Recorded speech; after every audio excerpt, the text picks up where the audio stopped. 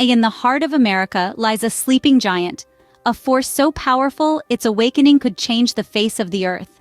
Welcome to Yellowstone National Park, home to the Yellowstone Caldera, a supervolcano with the potential to unleash an apocalyptic event. Today, we dive into a hypothetical scenario. What if Yellowstone erupted tomorrow? Earthquakes ripple across the park, wildlife behaves erratically, and geysers erupt with unusual intensity.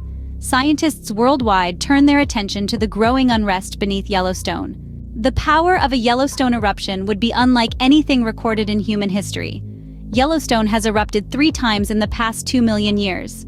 As the ground shatters, a plume of ash shoots into the sky. The ash cloud spreads, covering the sky across North America. I can't imagine the sky going dark in the middle of the day. Ash and sulfur dioxide in the atmosphere could lower global temperatures. In this scenario, emergency services would be overwhelmed.